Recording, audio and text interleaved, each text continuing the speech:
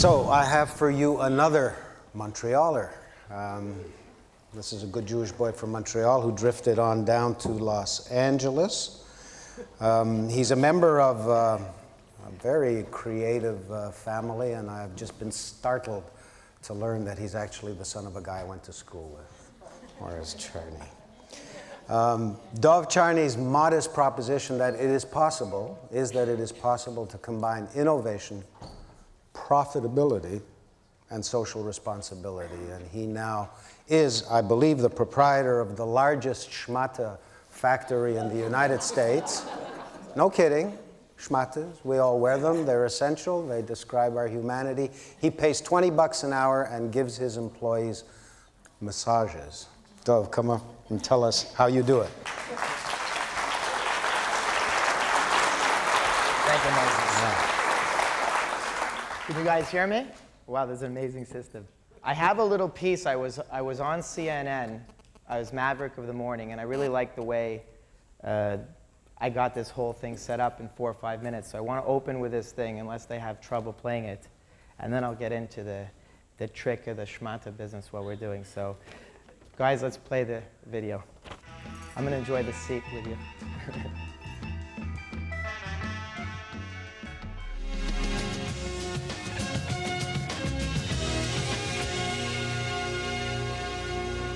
Welcome back. Many retailers find themselves conflicted between the need to raise sales and lower costs. For some, that means subcontracting, and that opens them up to criticism that they farm out business to sweatshops. But our Maverick of the Morning has made the elimination of sweatshops a primary goal. Dov Charney is the CEO of American Apparel. He joins us from Los Angeles. Good morning, Dov. Good morning. First of all, let's talk about this concept of being sweatshop free. You advertise that your business is 100% sweatshop free. What exactly does that mean? And are you implying that every other manufacturer is running a sweatshop? No, we're not implying that other manufacturers are running a sweatshop, but basically what sweatshop free means to us is that we've broken the subcontraction paradigm, and that we know the faces of our workers, and that everybody that manufactures our product, at least sews or cuts our product, works within our operation. We know their face. And that we're committed to paying them a living wage, and committed to treating them like human beings. I guess that's what sweatshop free means. It's about bringing dignity back to the workspace of apparel. That's not to say that everybody else doesn't have dignity within the manufacturing space, but it's to positively confirm what we're doing. You're big in the T-shirt business, and I understand that you used to have people manufacturing for you in Mexico. What happened? Well, we had a factory in Mexico. I also worked with subcontractors in South Carolina, Dominican Republic. But basically, when you subcontract apparel, you're taking the work out of the company. And I think this has basically been the process. Hanes, Levi's, everybody is subcontracting. Most apparel is basically subcontracted. But what I came up with is a new concept where we have vertically integrated ourselves and brought the work back into the company to create an environment of efficiency. That basically, I was in Mexico, I was working there, it was extremely inefficient, we were making a lot of mistakes, there was a lot of quality problems, and the workers weren't getting well paid, and I felt they weren't being treated in a way that was consistent with my values, and the values that I want to bring to my customers. Dov, Lynn Reister, Bank of America, you must have achieved good gains in productivity. Have you invested in particular equipment? Do you have major supply chain management techniques? What are the keys to those productivity gains? One of the major keys, I hired a great man by the name of Marty Bailey. He's an amazing person, and he basically set up a modular manufacturing system whereby we work in teams. We've taken people off the assembly line, and this is one of the greatest efficiencies we've created within our factory. Furthermore, we leverage, design, art, technology. I got designers on site. They work alongside the workers. We photograph everything on site. We have our own supply chain management system that I was involved in designing with my team and my friends over the years. And it's just about bringing things together and creating new efficiencies that have only now become possible due to information technology advancements and so forth that our competition basically has not taken advantage of yet. And Dov, what sort of worker policies, work rules do you have in place that contribute to this entire environment? Well, we have a well-lit factory. It's heated, it's cooled, it's a beautiful spot downtown LA. We work together, it's clean. We provide free telephones. Our workers have access to various health plans. We have massage on site. We have 2 masseuses go around, massage the workers from time to time to, loosen them up. We have a lunch program, and but basically, the workers have access to me. They can come knock on my door. My phone number's listed. A lot of people have my cell phone, and it's just about it. We have a good team spirit. I guess that's what sets it apart. Dov Charney, thanks very much. Those massages sounds very, very much like something appropriate for Los Angeles. Thanks Come for joining on down us. and take a visit. Take care.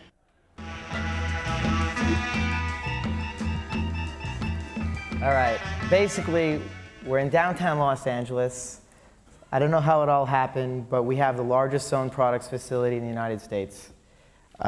What's so exciting about it is it's more efficient than a prison in China.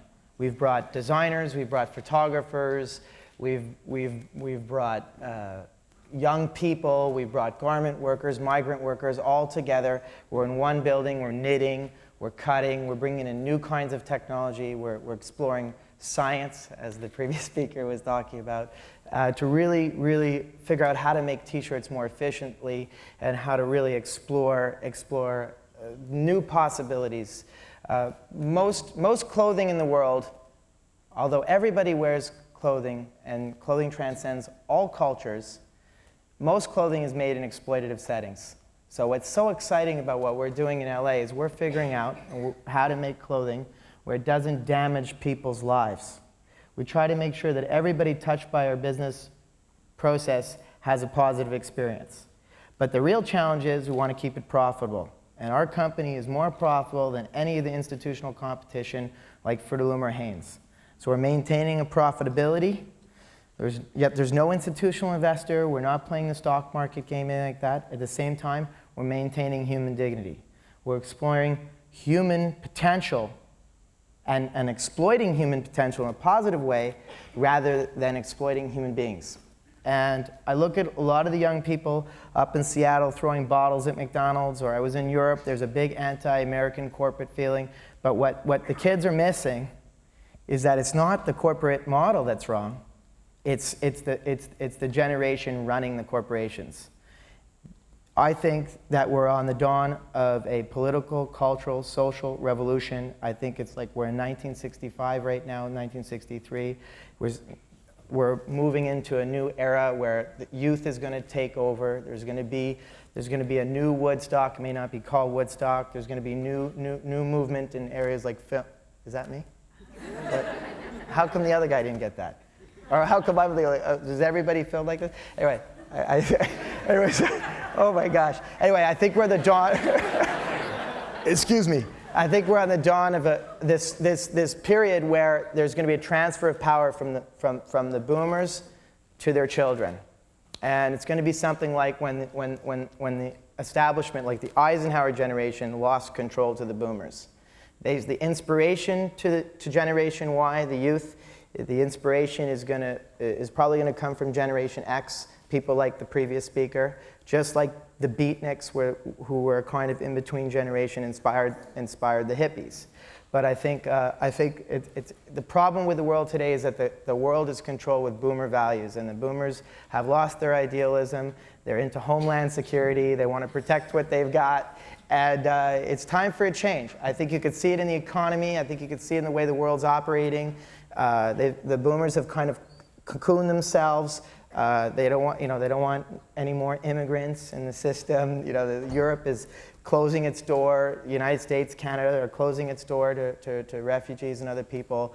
But it's a throwback to another time. And I think right now, young people, I think there's going to be spontaneous combustion. I think it's not just American Apparel, but other people are going to, other people in my generation are just going to get together and start building these new businesses that are based on sustainability. We have an environmental strategy. We're starting to use organic cottons. We really enjoy bringing dignity to the workplace, making the very best T-shirts. It's amazing. We sit there, we argue about it. We get workers involved. We go into the factory. One of one of my good friends, Marilee, who helps me with the product development. She's been with me since she was 19. She's 23 years old. I say, Marilee, go in the factory, try on the panties, check them out, see if they fit. I go in, I go to the bathroom and say, they look amazing. Trust me, they look good. You know, like this is what it's all about. You can't do that when things are offshore in China. And that's not to say that manufacturing, that's not to say, like some people say, well, it's not all about made in USA or made in Canada or made in Germany. I think it's about bringing the work back into the factory, vertically integrating, but then where does that leave the third world? I think that basically what we have to do in the third world is they too, or we could do it with the third world. We have to build sustainable businesses in the third world. We can't just tiptoe into Tijuana, pay workers 50 cents, grab the work, and come back to the United States. It's just, it's a money grab, it's a cheap way to go. We have to pay people in Mexico, or people in Guatemala, or people in China, or Indonesia, or Bangladesh. We have to pay them the same wages we pay ourselves. Even if you look at the Body Shop, you know, she has this whole, I forgot her name, but you know, the lady that runs the Body Shop. Anyway, so she has this whole fair wage, you know, or fair trade coffee, you know, where they pay the coffee workers instead of $10 a week, we pay them $20 a week. But to me, it's just like paying the slaves just a little bit better. I say, hey, to hell with that. Why don't we pay people the same way we pay them in Canada, in China? So one thing we're going to do at American Apparel is we're going to open up a factory. We're going to open up a factory in China, but pay the US dollar minimum wage. It's a new American imperialism. We're going to impose a new thing on the third world. We're going to pay American wages. We're not going to pay people less outside of the United States than we would pay them at home. I think that's a benchmark.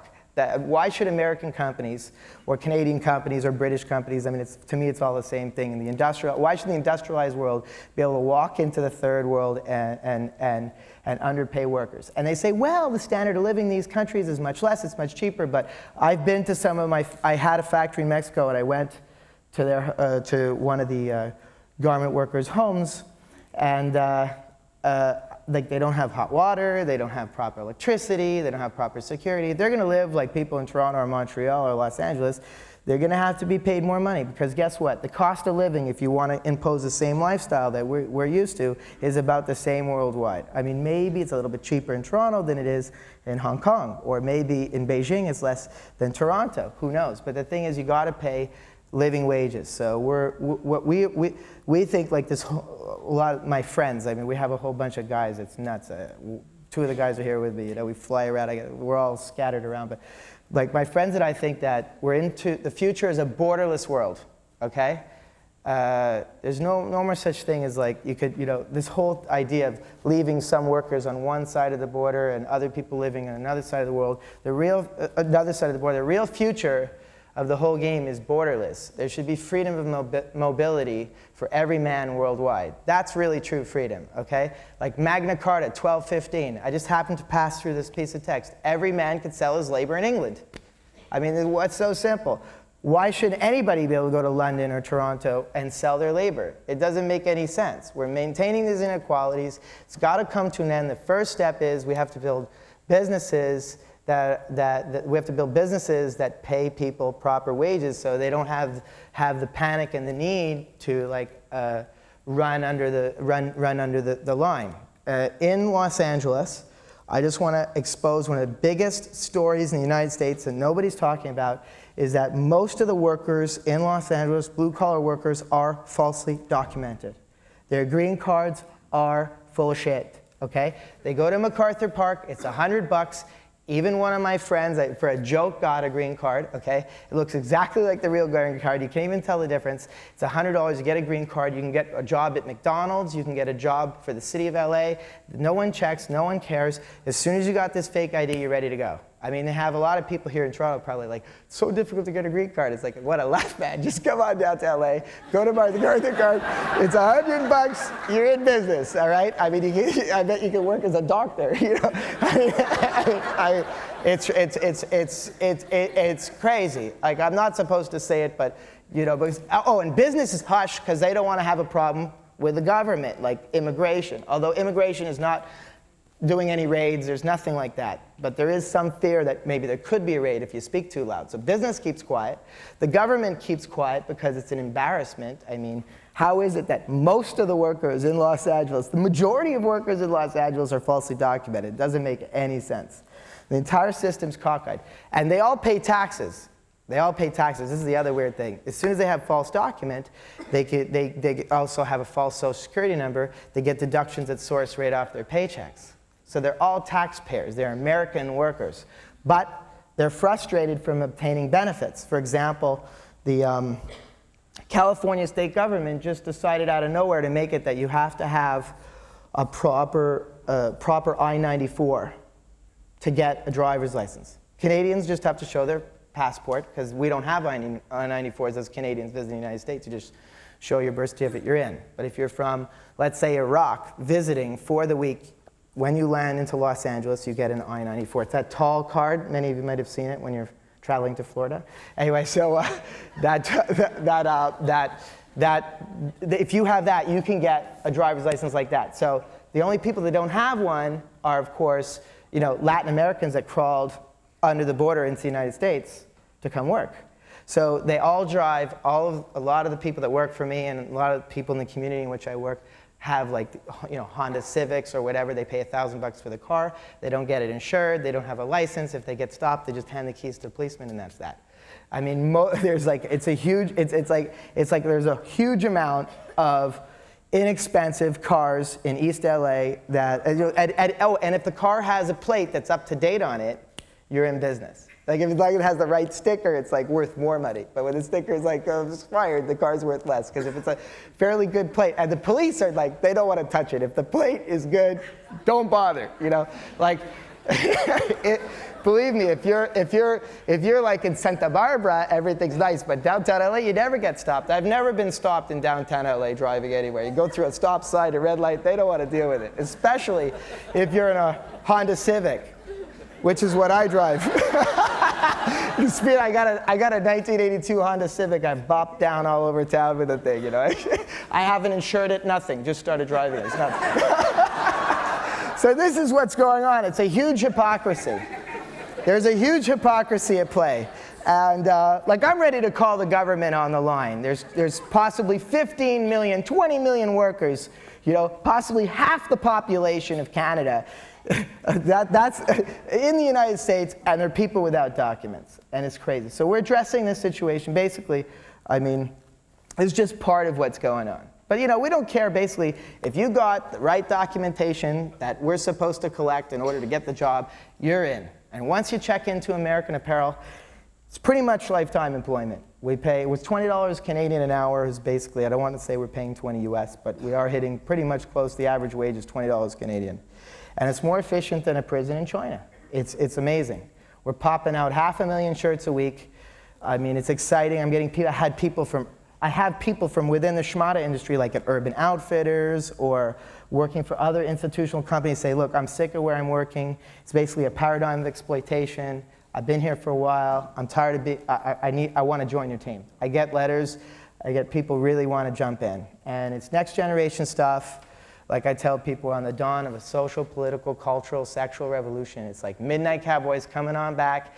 It's been downhill since then, but we're going to take it from there. That's basically what's going on. It's really exciting. And LA, East LA is the perfect place to make it happen. The funny thing about American Apparel is that very few of us are actually American.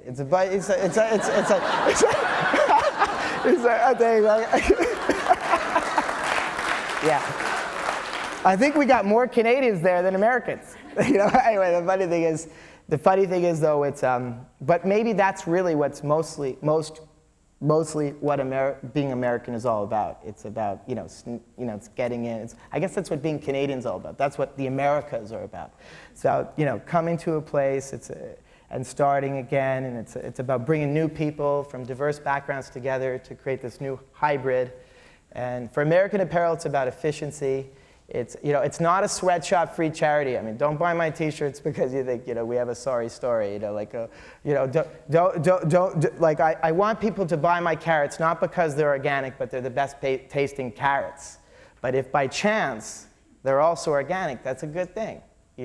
So we're socially responsible, but that's not what we're pushing on the public. We're starting to move that that we have the very best T-shirts that we really speak to the next generation. We're redesigning the fit. That's another thing. Our entire product line is designed not at the boomer generation, but at their children and Generation X, because people do get larger as time goes on, biologically. It's true. I mean, everybody laughs at it, but it's scientific, you know? Like take a high school class, you know, Montreal, take Moses' high school class, take a picture, you know, when they were in grade 11 in Outremont, and then take a picture today, you know? A lot of them got bigger. The bottom line is, you know, the bottom line is we're trying to tap in, we're trying to tap into the next generation, getting them the best fits, making sure the stuff works right, feels right. We're trying to figure out, you know, to make the product absolutely perfect for kids, to move the product so they feel it, so they buy it again. Another thing is we're commodifying style. We're not changing the styles all the time. We're trying to make styles that become a uniform of a generation. Like one product in Germany is recently in Germany, and although Birkenstock doesn't have the best workplace ethics, their workplace ethics are quite good, but not, the guys had some static with the union, so a lot of socialists kind of diss Birkenstocks. But one thing is the product, it was the uniform of the generation. People loved, when you think of sandals in Germany and worldwide, you think of Birkenstock, or Levi's 501, or there's some other products that are over the top. Doc Martens in England, you know, it's about making products that transcend time. It's bringing back modernism to clothing, you know. It's a change of styles all the time is kind of, it's exploitative, because if you go to the mall, like if you go to the Gap, it's like every week they got a new setup, it's re-merchandised, they got new products, the products you loved before are gone, there's new stuff, you got to try it on. It's like an odyssey of bullshit, you know. Basically though, you know, it's like there's no commodificate, like there's no memory. They draw you back into the mall. It's extremely expensive, but who pays for it? Who pays for all the malls in Burlington, Ontario, or Burlington, Vermont? They're paid for by third world workers. They're the ones paying for the urban sprawl. All these crazy malls, it's extremely inefficient. You know, I mean, think about it. Remember Levi's cords, those of you that are maybe 35 years old? Am I done? Time's up? Oh, fuck. Excuse me. Okay. Shit, I thought it was only like 3 minutes. Anyway, so, all right, that's it. Thanks. Thanks for the opportunity.